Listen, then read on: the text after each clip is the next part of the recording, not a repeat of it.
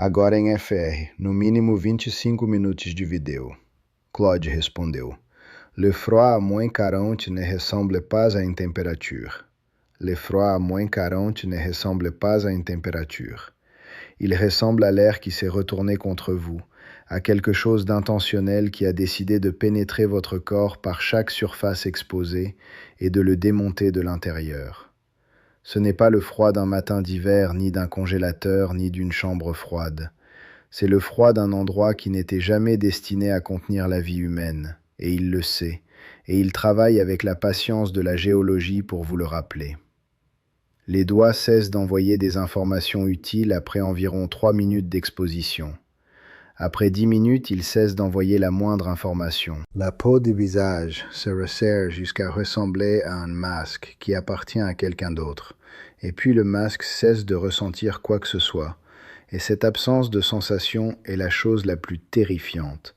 Parce que l'absence de douleur dans un froid extrême n'est pas un soulagement. C'est le corps qui commence à accepter des conditions auxquelles vous n'avez pas consenti. Et le white-out est sa propre catégorie d'horreur. Les gens qui n'ont jamais été dans un vrai white-out y pensent comme à de la neige dense, à une visibilité réduite, à une mauvaise tempête. Ce ne sont pas ces choses. Un white-out, c'est l'annihilation de toute référence visuelle.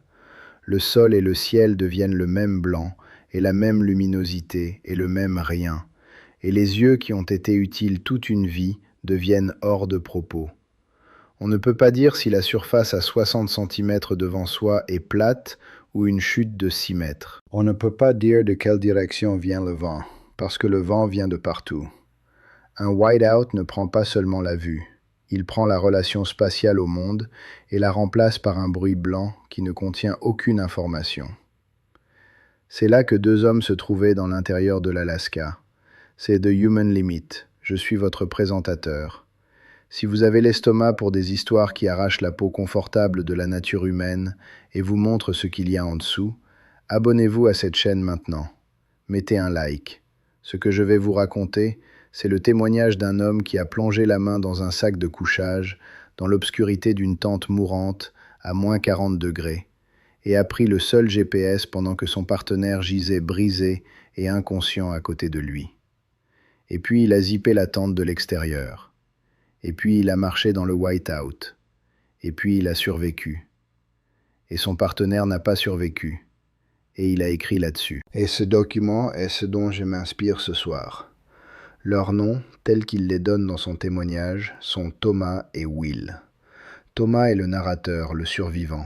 Will est le partenaire, l'ami de 9 ans, l'homme qui a appelé Thomas depuis un téléphone public d'hôpital quand le père de Thomas est mort et est resté en ligne pendant 4 heures à ne dire rien de particulier, parce que rien de particulier c'était ce dont Thomas avait besoin. Ces détails comptent, non pas parce qu'ils changent les mathématiques auxquelles Thomas a finalement abouti, mais parce qu'ils établissent ce que les mathématiques ont coûté. Ils étaient 4 jours dans une traversée d'une section isolée de la chaîne de l'Alaska, une route que des alpinistes expérimentés accomplissent en cette saison avec la bonne préparation et le bon équipement et les bonnes conditions.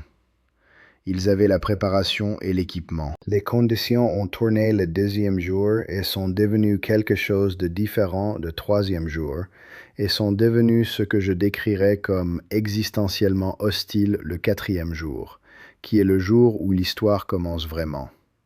Thomas écrit sur l'arrivée de la tempête avec l'attention spécifique de quelqu'un qui a repassé ses heures de nombreuses fois à la recherche du moment où une décision différente aurait changé le résultat. Il a écrit « Le matin du 4e jour, le ciel avait une qualité que j'avais vue dans des massifs et appris à respecter. Une platitude dans la lumière qui n'était pas exactement une couverture nuageuse, mais quelque chose comme le ciel qui décidait de se retirer, de cesser de participer. » Will l'a remarqué aussi. Nous avons discuté de camper tôt et avons décidé contre parce que le terrain 2 heures plus loin offrait de meilleures options d'abri et nous pensions avoir le temps d'y arriver. Cette croyance était l'une des plusieurs croyances ce jour-là qui se sont avérées incorrectes. La tempête est arrivée plus vite que prévu. En 40 minutes du premier vrai vent, la visibilité était tombée à 3 ou 4 mètres, ce qui est suffisant pour voir son partenaire directement devant et rien au-delà. En 90 minutes, c'était un vrai white-out. Ils se sont encordés, 12 mètres de corde entre eux, la dernière pièce fiable d'information spatiale qu'ils avaient. Le trou n'était pas visible. Le vent avait creusé une dépression dans le manteau neigeux et les chutes de neige suivantes l'avaient recouvert d'une fine croûte qui ressemblait dans la lumière blanche et plate exactement à la surface autour. Will y a posé tout son poids et ça a cédé et sa jambe est passée à travers selon un angle pour lequel la jambe n'est pas conçue. Il a écrit « J'ai entendu des gens décrire le son d'un os qui se casse et ils le décrivent généralement comme un craquement, quelque chose de vif et soudain. Ce que j'ai entendu était différent. C'était plutôt un son qu'on ressent dans les dents qu'on entend avec les oreilles, une fausseté structurelle profonde que le corps reconnaît avant que le cerveau finisse de le traiter. Et puis la voix de Will dans un registre que je n'avais jamais entendu auparavant et que je ne voulais plus jamais entendre. Sortir Will du trou et le mettre dans la tente a pris 45 minutes. La tente était le petit abri 3 saisons qu'ils utilisaient, adéquat pour les conditions prévues, marginalement adéquat pour celles auxquelles il faisait maintenant face. Thomas a évalué la jambe du mieux qu'il pouvait sans retirer les couches extérieures à -40. Le péroné et presque certainement le tibia, déplacés, la blessure que dans un hôpital représente une chirurgie difficile et dans l'intérieur de l'Alaska dans un white-out représente quelque chose que Thomas n'était pas encore prêt à nommer. Les analgésiques ont aidé avec les bords de la douleur sans en traiter le centre. La tente a tenu, la tempête a continué. C'est là que Thomas commence ce qu'il appelle dans son témoignage les mathématiques. Il a écrit « Je veux être précis sur la séquence de ma pensée parce que la séquence compte. La version de cette histoire la plus facile à raconter est la version où la conclusion a été atteinte rapidement et proprement, où la logique était si évidente que ce n'était jamais vraiment une question morale, juste un calcul. Cette version n'est pas exacte. La version exacte, c'est que j'ai passé environ 3 heures dans cette tente à me diriger vers la conclusion de la façon dont on se dirige vers quelque chose qu'on ne veut pas voir, lentement et avec de nombreux arrêts et avec la mauvaise foi spécifique d'une personne qui continue à chercher une sortie qui n'est pas là. La distance jusqu'au poste de Rangers marqué sur leur carte était d'environ 19 km. Dans de bonnes conditions sur de la neige tassée avec 2 personnes en bonne santé, c'est une longue journée, mais gérable. Dans un white-out, dans de la neige non consolidée qui atteignait en moyenne les genoux, avec des sections nettement plus profondes, le taux de déplacement effectif tombe à entre 1 et 2 km par heure pour une personne seule en bonne santé. Pour des personnes dont l'une a une fracture tibiale déplacée et ne peut pas porter de poids, les mathématiques produisent un nombre que Thomas décrit comme le nombre qu'il a passé 3 heures à éviter de regarder directement. Il a écrit « Je continuais à construire des scénarios alternatifs. Les traîneaux improvisés et leur viabilité dans de la neige profonde non consolidée, qui est faible. Les options de se mettre à l'abri sur place contre une tempête qui ne montrait aucun signe d'apaisement et avec des réserves de carburant qui dureraient environ 18 heures supplémentaires. La balise d'urgence satellitaire et le fait que le temps de réponse pour une équipe de secours serait mesuré en jours, pas en heures, et que les jours n'étaient pas un chiffre nos réserves pouvaient soutenir. J'ai construit chaque scénario que je pouvais construire, et chaque scénario arrivait au même endroit, Porterville, où le soutenir dans toute configuration ambulatoire que le terrain permettrait, réduirait leur taux de déplacement combiné à quelque chose qui, contre la distance et la température et la tempête, n'aboutissait pas à la survie. Cela aboutissait à 2 personnes mourant d'hypothermie à différents points le long de 19 km de nature sauvage vide au lieu d'une personne mourant dans une tente. Je dois être clair sur quelque chose, parce que Thomas l'est dans son témoignage. Il n'était pas certain. Les mathématiques de la survie extrême ne sont pas les mathématiques d'un ensemble de problèmes. Ce sont des estimations superposées sur des estimations, chacune portant sa propre marge d'erreur, et quand on multiplie suffisamment d'estimations incertaines ensemble, le produit peut être faux.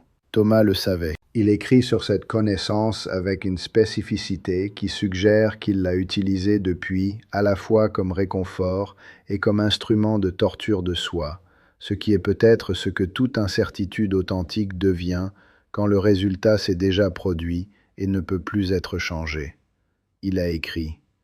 Il y avait une version du calcul dans laquelle nous arrivions tous les deux. Elle nécessitait des conditions de neige optimales pour les 3 prochains kilomètres, ce que je ne pouvais pas garantir. Elle nécessitait que la gestion de la douleur de Will reste dans la plage qui permettait le mouvement, ce que je ne pouvais pas garantir. Elle nécessitait que la tempête diminue en intensité, ce que je ne pouvais pas garantir. Elle nécessitait que je maintienne un taux de déplacement tout en soutenant le poids d'une autre personne, ce que je ne pouvais pas garantir. Chaque incertitude individuelle était possible. Ensemble, elles formaient une chaîne d'hypothèses optimistes que je ne croyais pas représenter la réalité et sur laquelle je ne croyais pas avoir le droit de parier la mort de Will. Et puis Thomas écrit quelque chose, à quoi j'ai pensé de nombreuses fois depuis que je l'ai lu. Il a écrit « Je ne pouvais pas non plus garantir que je pensais correctement ». Le froid à ce niveau affecte la cognition de façon documentée et mesurable, et j'avais été à température pendant 4 jours, et le froid vous atteint même dans une tente. Il s'infiltre dans les calculs, il fait paraître les certitudes plus certaines qu'elles ne sont. Et je ne pouvais pas déterminer de l'intérieur de ma propre cognition si la clarté que je ressentais était une vraie clarté ou la fausse clarté d'un cerveau qui commençait à conserver des ressources. C'est la chose que je n'ai jamais pu résoudre. Pas si les mathématiques étaient correctes, si j'étais le bon instrument pour les faire. Will a dormi à un moment après minuit. Pas un sommeil naturel. La combinaison de la douleur et du froid et des analgésiques a produit quelque chose que Thomas décrit comme une absence, une suspension de la personne plutôt qu'un repos. Sa respiration était lente et sa couleur était mauvaise, et ses mains étaient froides dans le sac de couchage d'une façon que Thomas a remarquée et sur laquelle il ne pouvait rien faire. Thomas écrit sur l'heure suivante avec l'attention granulaire de quelqu'un qui l'a reconstruite si souvent qu'elle est devenue une architecture permanente dans sa mémoire. Il a écrit « Je suis resté assis longtemps à écouter simplement. La tempête contre la tente, la respiration de Will, le silence spécifique de -40 qui n'est pas vraiment du silence, c'est l'absence de tout son biologique, l'absence de vent dans les arbres ou d'eau ou d'animaux, le son d'un paysage qui a décidé de se réduire à son minimum. Je n'ai jamais rien entendu de plus solitaire que ce silence. Il y a quelque chose dans un froid extrême qui dépouille le monde jusqu'à une fréquence sur laquelle les êtres humains n'étaient pas conçus pour être. Et assis dans cette tente à écouter cette fréquence et la respiration de Will, j'ai compris quelque chose sur ce que j'allais faire et ce que cela signifierait, que j'ai compris avant d'avoir fini de décider. Je ne prenais pas la chance de survie de Will. À ce stade, je m'étais convaincu que sa chance dans la tente était déjà proche de 0, indépendamment de ce que je ferais. Ce que je prenais, c'était autre chose. Je prenais la possibilité que j'ai tort. Je prenais la version de la situation dans laquelle mes mathématiques étaient assez erronées pour avoir de l'importance, dans laquelle nous arrivions tous les deux au poste de Rangers. Je prenais cette version des événements et je la rendais impossible. Et je n'ai jamais trouvé de moyen de faire de ce fait quelque chose avec lequel je peux vivre confortablement. Il a vérifié le GPS en premier, 62% de batterie, suffisant. Il a confirmé le cap lentement et méthodiquement parce que ses mains se raidissaient déjà dans les gants. Il s'est habillé dans la tente, chaque couche correctement et rapidement, conscient pendant tout le processus de la respiration de Will à côté de lui, du poids d'une personne connue dans un petit espace, de la densité particulière que 9 ans d'amitié donnent à la proximité d'un autre être humain. Il ne l'a pas réveillé. Il écrit là-dessus directement, ce qui est l'une des choses que je trouve les plus significatives dans le témoignage. Il n'écarte pas la possibilité, il y fait face. Il a écrit « J'aurais pu le réveiller. Je crois que Will aurait compris les mathématiques. Il était intelligent et expérimenté et peu enclin à l'autotromperie. Je crois qu'il aurait vu le calcul. Je crois aussi que le réveiller aurait changé ce que je faisais en quelque chose qui nécessitait sa participation à son propre abandon, et je n'avais pas ce que cela requiert. Je ne suis pas sûr si c'était de la lâcheté ou de la miséricorde, ou une combinaison qui n'a pas de nom propre. Je ne suis pas parvenu à une réponse satisfaisante, et je ne crois plus qu'une réponse satisfaisante soit disponible. Le GPS contre son corps dans la poche intérieure de la poitrine. Protocole correct pour le froid. Il a exécuté chaque étape correctement.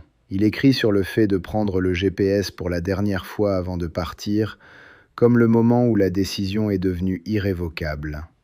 Jusqu'à ce moment, il y avait encore la possibilité théorique d'une séquence différente. Après, il n'y en avait plus. Il a regardé Will. Il a écrit « Je l'ai regardé pendant ce que je crois être environ 2 minutes, bien que je ne sois pas certain du temps. Il était sur le côté avec le visage vers la paroi de la tente. Les jambes blessées étaient au-dessus, légèrement surélevées, le rembourrage improvisé que j'avais arrangé encore en place. Sa respiration était la respiration médicamentée lente de quelqu'un dont le corps travaille plus dur qu'il ne devrait. Son sac de couchage était zippé jusqu'au menton. J'avais fait ça. J'avais arrangé tout ce que je pouvais arranger pour lui avant de m'occuper de moi-même. Et je suis conscient de combien c'est petit face à ce que j'allais faire. Mais c'est ce que j'ai fait. J'ai pensé à sa voix au téléphone la nuit où mon père est mort. J'ai pensé à un après-midi particulier sur une rivière en Colombie-Britannique, il y a 7 ans, quand Will a fait une erreur de navigation qui a ajouté 3 jours à un voyage et a passé les 3 jours entiers à le rendre drôle plutôt que désastreux. J'ai pensé à la façon particulière qu'il avait d'être présent dans une nature sauvage que la plupart des gens trouvent aliénante.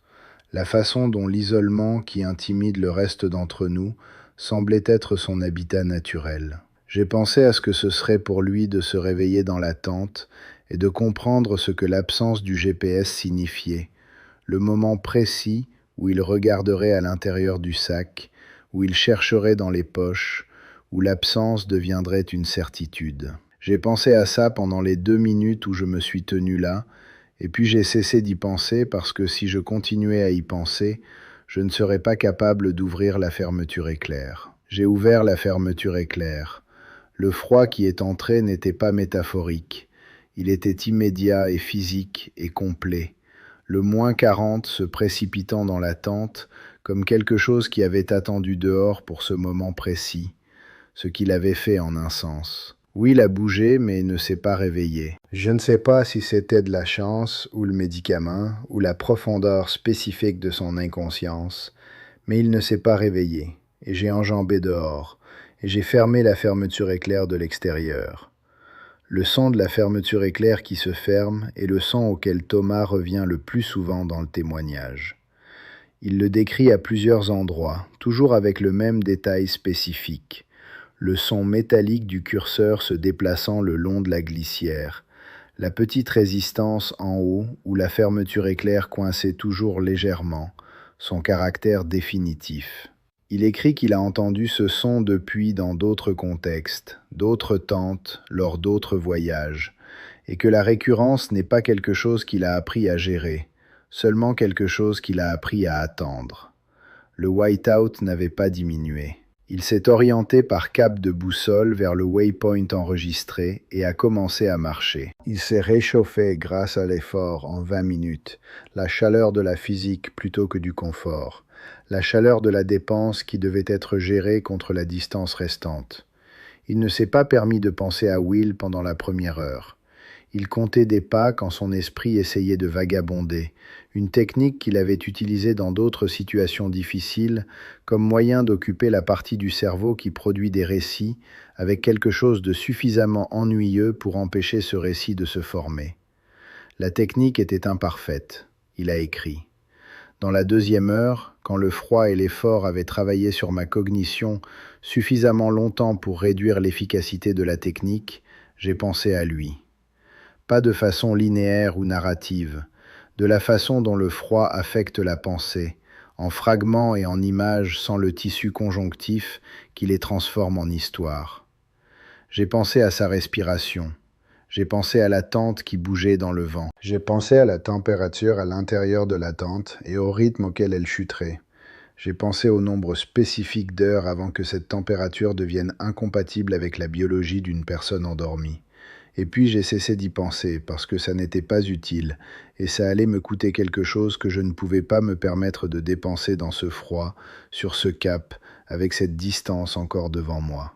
Il a atteint le poste de Rangers 14 heures après avoir quitté la tente. Hypothermique. Des engelures sur 3 doigts de la main droite, où le gant avait cédé dans les 2 dernières heures. À peine cohérent, mais suffisamment fonctionnel pour donner l'emplacement de la tente et parler de Will et observer l'expression sur le visage du ranger pendant qu'il passait l'appel radio. L'équipe de secours a atteint l'emplacement de la tente 11 heures après que Thomas soit arrivé au poste. Will était mort. La cause du décès était l'hypothermie. Le rapport du médecin légiste notait les fractures du tibia et du péroné comme facteurs contribuant à la rapidité de l'hypothermie, ce qui est exact. Quand le corps gère un traumatisme de cette ampleur, il ne peut pas simultanément gérer la thermorégulation à -40 avec une quelconque efficacité. Et la demande combinée de la blessure et du froid a dépassé ce que le corps de Will pouvait maintenir. Le rapport était précis et complet et ne contenait rien qui contredisait le témoignage de Thomas. Le rapport n'a pas abordé le GPS. Le rapport n'a pas demandé si Will était conscient quand Thomas est parti. Le rapport n'a pas examiné la fermeture éclair. Thomas n'a fait l'objet d'aucune poursuite pénale. L'enquête n'a trouvé aucune base pour des accusations de négligence criminelle ou d'abandon. La conclusion était cohérente avec le principe juridique établi que les personnes dans de véritables urgences de survie ne sont pas tenues de sacrifier leur propre vie dans des tentatives de sauver les autres quand ces tentatives ne sont pas raisonnablement susceptibles de réussir. La loi, comme Thomas le note dans son témoignage, ne se soucie pas du son de la fermeture éclair. Il a écrit « J'ai lu la conclusion juridique de nombreuses fois. Je comprends ce qu'elle dit. Je comprends que le cadre qu'elle applique est le cadre correct aux fins de la responsabilité juridique. J'ai aussi passé 7 ans à comprendre que ce cadre n'aborde pas ce que j'ai réellement fait, et ce que ça a coûté, et ce que ça a acheté, et quel est le taux de change de cette transaction quand on la mesure en termes que les cadres juridiques ne sont pas conçus pour mesurer. J'ai acheté ma survie avec l'abandon de quelqu'un qui m'avait confié sa sécurité de la façon spécifique dont les partenaires en nature sauvage se font confiance, ce qui est une confiance qui n'a pas d'équivalent civil. C'est une confiance construite sur la compréhension que l'environnement dans lequel vous vous trouvez tous les deux est indifférent à votre survie, et que la seule chose qui se trouve entre chacun de vous et cette indifférence, c'est l'autre. J'ai violé cette confiance de la façon la plus complète qui m'était disponible. Je l'ai fait parce que les mathématiques le soutenaient. Je l'ai fait dans le silence, pendant qu'il était inconscient, sans lui demander. Et je ne peux pas déterminer, et n'ai jamais pu déterminer, si le silence était quelque chose que je lui devais ou quelque chose que je me devais à moi-même. Il a terminé le témoignage qu'il a tenu sur la période suivant le sauvetage, les semaines et les mois, et le lent passage dans les années. Il décrit la qualité spécifique du monde d'après, la façon dont la chaleur ordinaire est devenue compliquée, la façon dont les fermetures éclairs de tente dans n'importe quel contexte sont devenues compliquées, la façon dont le nom « Will » dans les conversations avec d'autres personnes est devenu un problème de navigation qu'il a résolu parfois bien et parfois non. Il décrit la solitude particulière de porter une connaissance qui ne peut pas être partagée complètement, qui n'existe dans sa forme complète qu'à l'intérieur de la personne qui la détient, qui change de forme quand elle est traduite en langage, comme toute connaissance privée change de forme, perdant les dimensions pour lesquelles le langage n'a pas de place. Il a écrit, près de la fin du témoignage, « Des gens me demandent parfois si je ferais les choses différemment. Pas beaucoup de gens, parce que pas beaucoup de gens connaissent suffisamment de l'histoire pour poser la question de façon significative. Mais ceux qui en savent assez pour demander veulent généralement que je dise non, je ne ferai pas les choses différemment.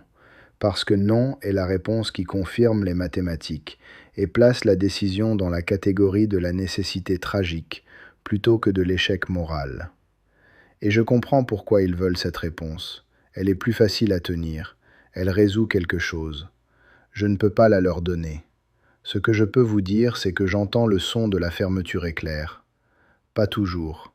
Pas chaque jour comme c'était le cas la première année.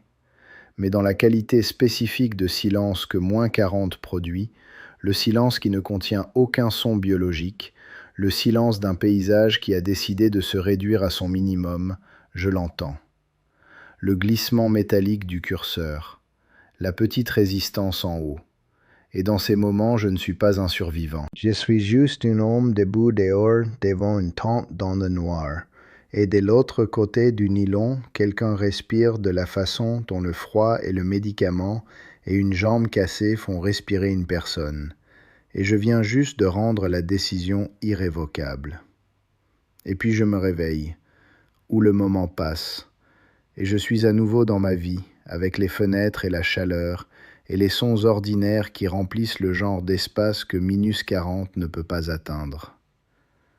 Mais quelque chose de la fréquence de cet endroit reste, quelque chose de la qualité du silence, comme si la montagne m'avait transmis quelque chose qu'elle ne reprendra jamais complètement. C'est The Human Limit. Abonnez-vous à cette chaîne, laissez un commentaire.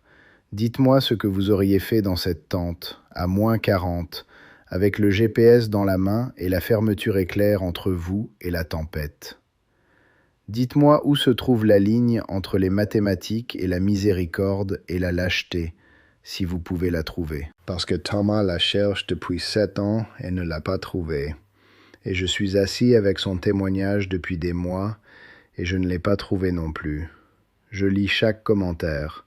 Je reviendrai avec une autre histoire depuis l'endroit où la différence entre qui nous pensons être et qui nous nous découvrons être se mesure en distance et en température, et dans le son d'une fermeture éclair qui se ferme dans le noir.